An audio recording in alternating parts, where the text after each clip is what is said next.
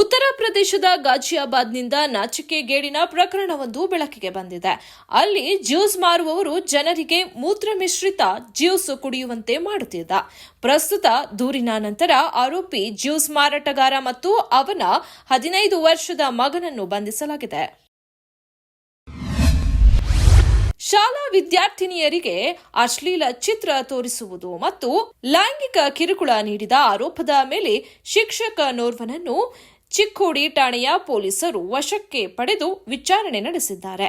ಚಿಕ್ಕೋಡಿ ನಗರದ ಸರ್ಕಾರಿ ಪ್ರಾಥಮಿಕ ಶಾಲೆಯಲ್ಲಿ ವಿದ್ಯಾರ್ಥಿನಿಯರಿಗೆ ಶಿಕ್ಷಕ ಲೈಂಗಿಕ ಕಿರುಕುಳ ನೀಡುವ ಕುರಿತು ವಿದ್ಯಾರ್ಥಿನಿಯರು ಅಳುತ್ತಾ ಮನೆಗೆ ಹೋದಾಗ ಬಾಲಕಿಗೆ ಪೋಷಕರು ಪ್ರಶ್ನಿಸಿದಾಗ ಪ್ರಕರಣ ಬೆಳಕಿಗೆ ಬಂದಿದೆ. ತಮಿಳುನಾಡು ಬಿಜೆಪಿ ಮುಖ್ಯಸ್ಥ ಕೆ ಅಣ್ಣಾಮಲೈ ಅವರು ಹಣಕಾಸು ಸಚಿವೆ ನಿರ್ಮಲಾ ಸೀತಾರಾಮನ್ ಅವರ ವೈಯಕ್ತಿಕ ಸಂಭಾಷಣೆಯ ವಿಡಿಯೋವನ್ನು ಸಾಮಾಜಿಕ ಮಾಧ್ಯಮದಲ್ಲಿ ಹಂಚಿಕೊಂಡಿದ್ದಕ್ಕಾಗಿ ಕ್ಷಮೆಯಾಚಿಸಿದ್ದಾರೆ. ನಿರ್ಮಲಾ ಸೀತಾರಾಮನ್ ಹೋಟೆಲ್ ಮಾಲೀಕರ ಸಂಭಾಷಣೆಯ ವಿಡಿಯೋವನ್ನು ಸಾಮಾಜಿಕ ಜಾಲತಾಣದಲ್ಲಿ ಹಂಚಿಕೊಳ್ಳಲಾಗಿತ್ತು. 6 ಅಡಿ 154 ಕೆಜಿ ತೂಕದ ತನ್ನ ಎತ್ತರದ ದೇಹದಾರ್ಢ್ಯದಿಂದಾಗಿ ವಿಶ್ವದ ಅತ್ಯಂತ ರಾಕ್ಷಸ ಬಾಡಿ ಬಿಲ್ಡರ್ ಎಂದು ಜನಪ್ರಿಯವಾಗಿ ಕರೆಯಲ್ಪಡುವ ಇಲಿಯಾ ಗೊಲೆಮ್ ಎಫೆಮಿಕ್ಚಿಕ್ ತೀವ್ರ ಹೃದಯಾಘಾತದಿಂದ ನಿಧನರಾದರು.